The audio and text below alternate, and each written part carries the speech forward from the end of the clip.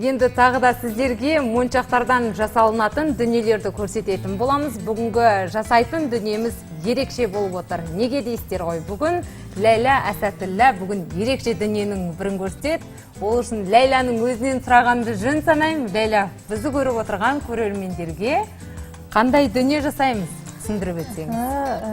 Бүгін біз әдеттегідей өзімізде моншақтармен кереметтей ойыншықтар жасаймыз. Негізі бұл ойыншықтар, шкатулкалар, тағы да басқа көптеген заттар жасауға болады. Бірақ біз бүгін ойыншық жасап көрсетеміз. Бұл ойыншық өте керемет. Бұл негізінен бұл ойыншық ойнаған кезде бір жағынан массажный да болады. Ойнап жатқан адамға да көмектеседі. Екіншіден бұл әртүрлі түсті болған екен адамның көңіл күйін де көтеретін болады. Үшіншіден біреуге әдемі енді ерекше ешқандай жерлерде ойыншық дүкендерінде сатылмайды ғой, бұл қолдан жасалғандықтан. Ерекше бір сыйлық ретінде, бұйым ретінде үйге қойып қойсаңыздар да. Берсеңіз де ұялмай беруге болады дейсің ғой.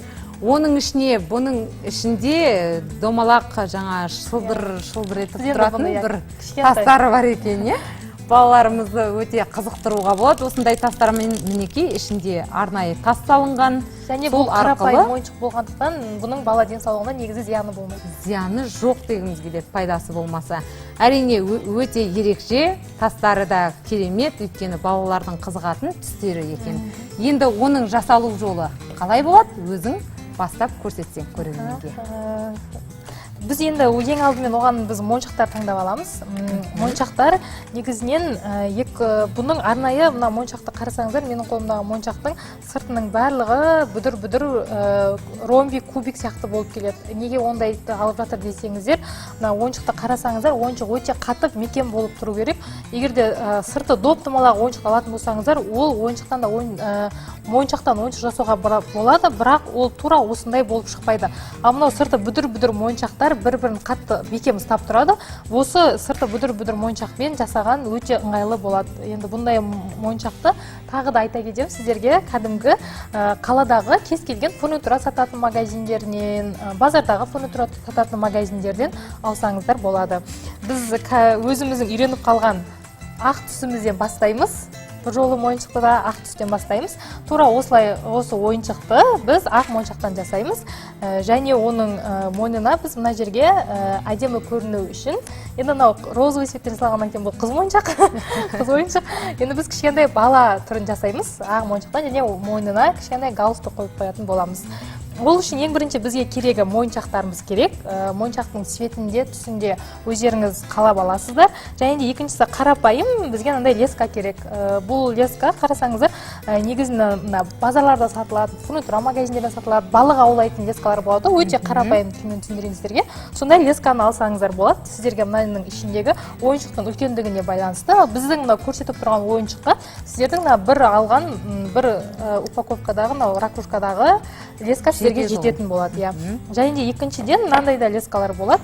Лесканың қалыңдығына байланысты. Егерде мынау өте қатты бекем шыққан ойыншық болған екен, бұл қолға түседі, жерге түседі, ойналады. Сол үшін біз қалың размерінен таңдадық. Босап кетпеш. Босап кетпеш. Ал егер сіздер бір нәзік бұйымдар жасайтын болсаңыздар, онда сәл мынау нәзіктеу лескамен жасасаңыздар болады. Ең бірінші лесканы аламыз. Лесканы бекітіп аламыз. Кәдімгі өзіміздің қалауымызша, керегімізше бұл лесканы қырқып аламыз. Мен қатты ұзын да қылмаймын, мен қатты қысқа да қылмаймын. Себебі қатты ұзын қылсаңыздар, моншақтармен жасап жатқан кезде икемсіз болып, ол шатасып кетеді. Сол үшін мен өзіме керекті мөлшерді қырқып алдым. Өзімнің қолымның ебіне байланысты ыңғайлы қырқып алдым. Енді мына лескамыздың ішіне біз моншақтарымызды кіргізетін боламыз. Мінекей моншағымыз. Мен мынандай размерде болу үшін мына қарасаңыздар, мына санап көрсетейін, 1, 2, 3, 4, 5, 6. Алтаулы размерін алдым. Егер де сіздер 5 моншақ алсаңыздар, бұның размері сәл кіші болады. Ал керісінше үлкен алсаңыздар, бұл бұдан үлкен домалақ болып шығатын моншақтарыңыз. Мен тура осы размерді үйретемін сіздерге. Тағы айта кетем, бәрінің технологиясы бір. Тек қана кішкентай ғана ерекшеліктері, айырмашылықтар болады. Мен бір моншақ. Біз төменгі жақтан бастаймыз. Біз төменгі жақтан. Ең бірінші біз қазір мына тұрған денесін жасап аламыз. 2 моншақ. Содан әрмен қарай жасай береміз. Олай болса көрермендер өздерінің бағасын береді, сіз жасай бересіз. 6 моншақ. Міне біз 6 моншағымызды қадап алдық. Енді 6 моншағымызда бірінші жақта сап тұрған лескамыз өзінде тұра береді. Оны шеңбер етіп аламыз ғой. Шеңбер етіп аламыз дағыны. Міне екінші жақта алынып тұрған лескамыздың ұшын аламыз дағыны. Осының екінші жағына кіргізіп шығамыз. Бәріне бірдей кіргізіп шығамыз. Бұл мына жерде моншақтарымыздың ортасындағы тесігі өте үлкен. Сондықтан леска кірген кезде оған ешқандай қиындықсыз кіре береді. Әрі бекем ұстап тұрады. Әрі бекем ұстап тұрады. Расымен де ерекше тастар, көрінісі де әдемі, баланың да қызығушылығын арттыратын тастар. Мінекей Ләйлә ханымның қолынан шыққан қоншықтар, кішкене ғана қоншықтар ерекше көрінеді. Расымен де қолға ұстасаңыздар, міне сезіледі кәдімгідей. Жаңа Ләйлә ханым айтып өтті ғой, массаж деп. Расымен де солай болады екен. Ал мына сыр сандыққа келетін болсақ, бұл шкатулка деп аталынады. Яғни қыз-келіншектер өздерінің әшекей бұйымдарын немесе боянатын заттарын салып қоюға болады. Немесе жіптерімізді, ине жіптерді салуға да ыңғайлы, таптырмас зат деп білеміз. Өте керемет дүние. Негізі әшекей бұйымды салған әдемі көрінеді. Енді қараңыздар, мен мына жерге 6 қойдым. Енді екіншісіне мен 5 қоям. Себебі мынаны мен қазір домалақ қылып жасаған кезінде, 6-шысы ол келіп мына жақтағы бір тасымызбен байланысты болатын. Мен 5 қылдым. Шеңбер қылу арқылы біз осының жоғарғы жағын жасаймыз, астыңғы төменгі қабаты. Негізі бұл сіздерге кейбір кісілер қатты қиын тимейді, аяғын, қолын, мұрнын барлығын осы бір лесканың бойында алып кететін болады. Ал егерде сіздерге бастапқы уақытта қиын тиетін болса, денесін бөлек, аяғын бөлек, басын бөлек жасап алған дұрыс. Кейіннен леска арқылы бір-біріне өткізіп қосып шыға саласыздар. Негізі сол әдіс дұрыс, көбісіне енді бастап жатқан адамдарға жеке-жеке істеп алғандары дұрыс болады ол нәрсені. Себебі ол оңай болады да сонда.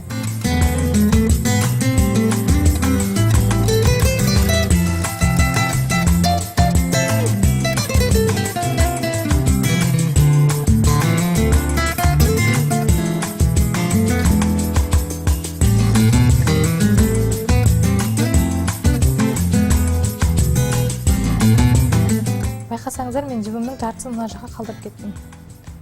Не себепті? Оның себебі, егерде екі жақты жіппен істесеңіз, мынаның ішінен қайтып екінші жіпті кіргізіп шығастаған, мынауыңыз сіздің бекем болып тұрады.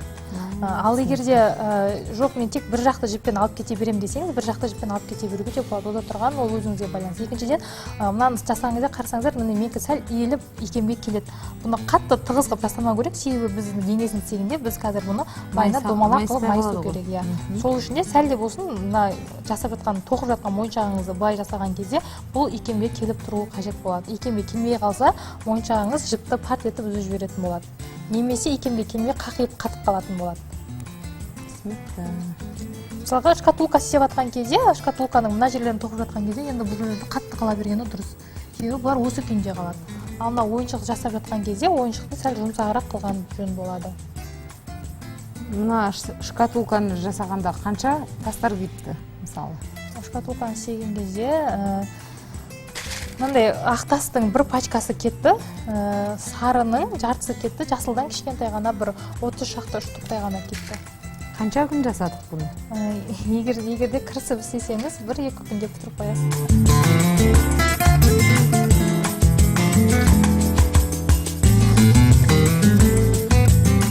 Міне қараңыздар, мен уже 4-ші айналымды бітіріп қойдым. Енді менің жібім өте аз қалды, менің келесі айналыма жетпейді. Бұндай жағдайда не істейміз? Бұндай жағдайда жіпті қайтып мынаның ішінен кіргіземіз, міне. Қорытынды қыламыз ғой. Қорытынды қыламыздағыны жібімізді осы жерде тұрған жерінен байлаймыз. Бірақ жіпті қырқып тастамаймыз. Мен сіздерге негізі бар кезде айтатыным, жіпті қырқпаған жөн. Себебі ең соңында барлығын бітіріп болғаннан кейін артылған жіптер өздері көрініп тұрады. Сол кезде бір-бірімен байланатын болса, байлап жіберіп қырыққан дұрыс. Ешқайсымен байланбайтын болса, сол кезде бірақ қырыққан дұрыс. Себебі сіз қазір бұл жерде қырқып тастайтын болсаңыз, мүмкін ол жерде өзгерту керек болып қалады. Мүмкін ойыңыздағыдай шықпайтын болып қалады. Сондықтан да қатты бекем етіп байлаймыз, бірақ қырықпаймыз. Ол енді менің өзімнің әдісім. Мен кезілген абудок тоқсам да, не тоқсам да мен қырықпаймын. Сол әдісі де көрерменге айтасыз ғой. Мен оны қалдырып кетемін, ең соңында барып қырқамын. Енді Ләйлә ханым, біз бірінші қабатын біттік, демек екінші қабатына көшеміз. Екінші қабатына көшеміз. Тағы да өздеріңізге керекті мөлшерде алып аласыздар. Көрдіңіздер ме, мен қысқа алыңыздар деген себебім, қолдарыңызда қысқа болса, тез жылам істеп тастайсыздар ол нәрсені. Ал егерде ол ұзақ болып кетсе, енді ол сәл кішкене ыңғайсыздау болып қалады. Мен тағы екінші өзімнің моншағымнан бір моншақтан кіргізіп аламын. Бұл менде шеңбер жасаған кезде 6-шы болатын моншақ. Бұл моншақтан жібімнің басын кіргізіп аламын. Дәл жаңағыдай кигізіп кете береміз. Мен байқасаңыздар, мен бір жақта алып кеттім. Сол үшін мына жібімді тек қана былай жасап қоя саламын. Кішкентай ана бөлігі қала береді. Бір жақтан ғана алып кете беремін. Тағы да 5 моншақтан кіргіземін бұның ішіне.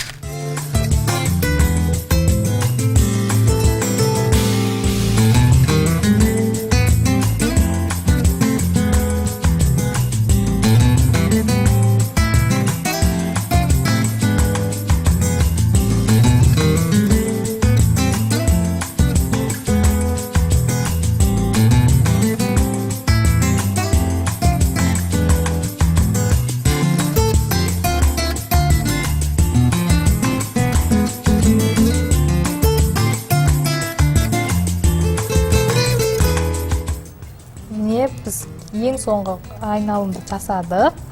1, 2, 3, 4, 5, 6 айналым жасадық. Міне, енді 6 айналым біткеннен кейін біз бұны дөңгелектеп аламыз қазір. Дөңгелектеп біз оның денесін жасаймыз. Кәдімгі тура қуыршақтың денесін жасаған сияқты, бұның да денесін жасайтын боламыз. Бұл да негізі денсаулыққа өте пайдалы. Адамның ойы бөлінеді. Сосын моншақтарды ұстаған кезде, жаңа айттым ғой, олардың сырты кәдімгі моншақ емес болғандықтан, олар қолға массаж ретінде де әсер ете алады. Мен тағы бір домалақ жасай салайын. Сонымен ең соңғы денесінің бөлігін айландыратын боламыз.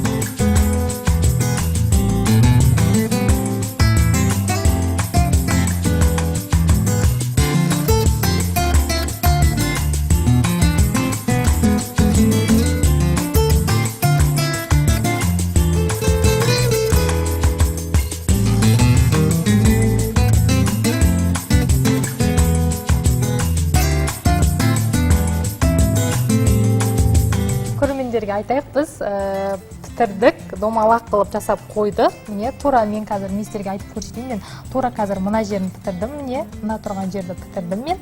Астында тура болса екінші қатардан атылған жіптеріңізбен ары қарай тағы да бесеуден кіргізіп, сіздер денесін жасап шығасыздар. Бұл сіздерге өте түсінікті болды деп ойлаймын. Енді мен сіздерге қазір екінші біздің айтқаратын функциямыз, ол айттым жаңағыда денесін бөлек істеп аласыздар, аяғын, қолын бөлек істеп аласыздар деп, мен сіздерге қазір қолын жасауды үйрететін боламын. Жақсы. Ол үшін біз тағыдан ляскамызды алып аламыз. Қатты ұзын емес, қысқа аламыз ғой. Қысқа болады себебі. Және де ода артық орын болмайды, көрсеңіздер, бірінің үстіне бірін кәдімгідей кіргізіп кете беретін боламыз ляскамызды. Үшеуден жасалынған секілді қолдары. Ляскасы ма? Міне көрермендерге түсінікті болсын. Үшеуден кубик ретінде алып кете беретін боламыз. 3 моншақтан кигізіп отырады. Кигізіп алып кете береміз.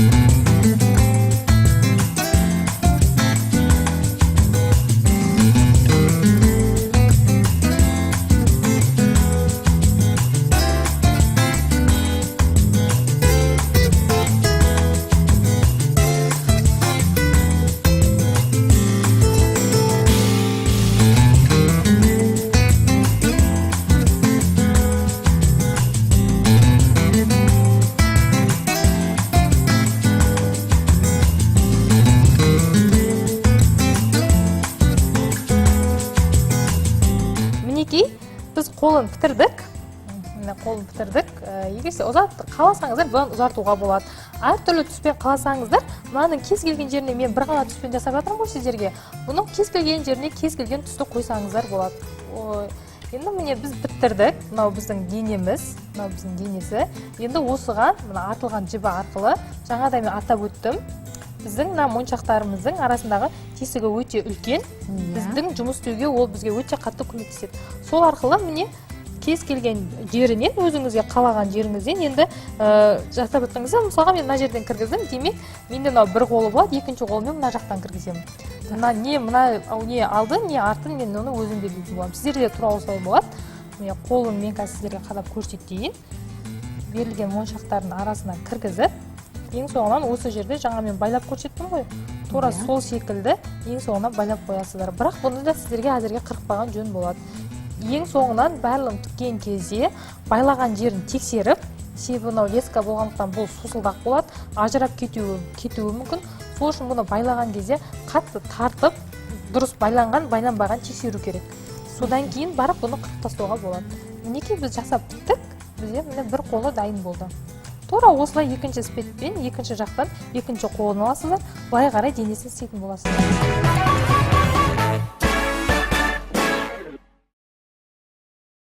Қымбатты көрермен, мінекей Ләйла ханым қонжықтың қалай жасауын бүге-шүгесіне дейін өздеріңізге түсіндіріп өтті. Енді біздің қонжығымызда дайын, мінекей өздеріңіз көріп тұрғандай өте әдемі болып шықты расымен де. Мінекей қызыл тасты моншақтан ернін және көзін, мұрнын қара тасты моншақтан жасадық. Енді Ләйла ханым бізге кереметтей, мінекей, яғни галстук деп атаймыз ғой бұны, бабочка дейміз, яғни мойнымызға ілетін. Енді бұны біз қонжықтың мойнына тағамыз. Бұл да өте оңай екен, расымен тек қана моншақтарды өзіңіздің қиялыңызбен бұлай да бұруыңызға болады. Бұны біз ерекше сымнан жасадық, енді бұны біз мойнына дәл осылай қадап кигіземіз. Бұның түк қиындығы жоқ. Мінекей, қымбатты көрермен, тез әрі жылдам жасалынған бабочка деп айтуға болады, яғни галстугын тақтық. Біздің қонжығымыз ерекше әрі әдемі болып шықты. Дәл осылай балаларымызға жасап көрсетсек, балаларымыз қуанып қалатын сөзсіз. Ләйла ханым, шынымен де қолыңыз алтын, расымен сіздің қолыңыздан шыққан дүние өте керемет болып шықты. Рахмет. Кез келген үй жағдайында осылай өздеріңізге қалаған уақытта қалаған әшекей бұйымды және де ойыншықты, шашылып жатқан моншақтардың бәрін жинап теріп, осылай керемет дүние жасап шығарсаңыздар болады. Әрине, әр тасты осылай кәдеге жаратуымызға болады. Кеңес бізден, таңдау сіздерден.